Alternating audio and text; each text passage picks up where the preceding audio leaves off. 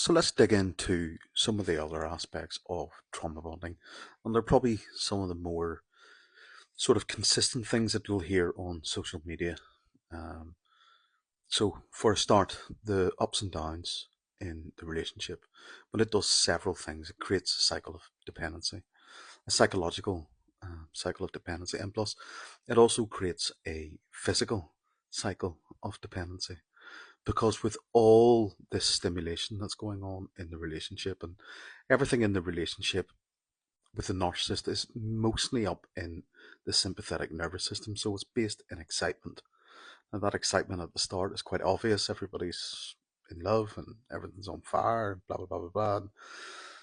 But it all remains in that realm, okay? And because of the way they present as humans, they're inherently dangerous, they're passive aggressive, they're testing you all the time, they're constantly throwing little jabs and insults. Um, those things stimulate our internal biochemical working structure. So this means that our body is consistently producing neuromodulators. So dopamine, um, serotonin, endorphins, oxytocin, all these nice things that are there to make everything feel pleasurable. And then on the other flip side of that, we've got cortisol and adrenaline going through our system all the time because we're under a certain amount of pressure and stress. And plus, we're up in our sympathetic nervous system, so we're always on the go.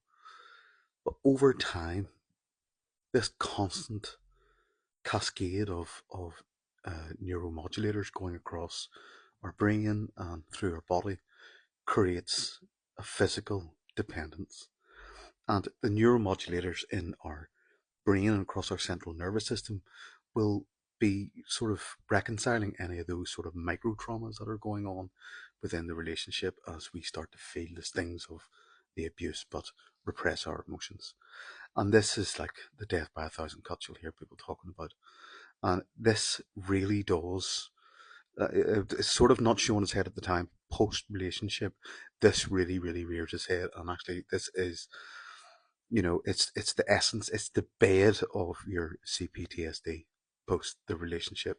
And it's this somatic problem that persists for quite some period of time after narcissistic abuse has occurred. And then the other aspect that we have to look at in the trauma bond is beyond our own original trauma bond. It is also then the trauma bond of the relationship itself, our own increasing worries about us and our ever increasing covering idealization of them as we repress and suppress our emotions. This mothership, this dual mothership that has gone on regression of our own psyche to our own infantile childhood psyche, which is now exposing all our own childhood attachment issues. This is resurfacing again within the relationship. So it itself has got its own trauma bond in it. So on top of the original trauma bond, you've got the trauma bond in the relationship, and that means undoing all those internalizations and all those beliefs and introjects that have been passed over by them into you, and you're now holding with dear life that they belong to you when in actual fact they don't belong to you at all, and they're causing you a vast amount of distress. So trauma bond is really, really complex. Um, it's to do with your own original trauma bond with your own parents. It's to do with the neuromodulation that's going on in your body and the now hormonal response that you're having. And it's the bond, the psychological bond and attachment in the relationship itself, which has created this cycle of dependency on them. I hope that helps and I hope it makes sense to people. Trauma bonds are incredibly hard to break. The thing about the trauma bond is that it's intrinsically linked to the shared fantasy.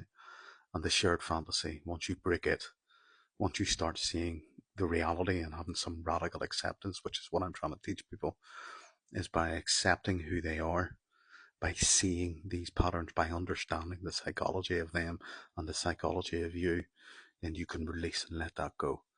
And then you can just deal with whatever is left afterwards. And by fuck, there's a lot left afterwards that is dealt with. So let go of them. They're not important. You fucking are, though. Peace out.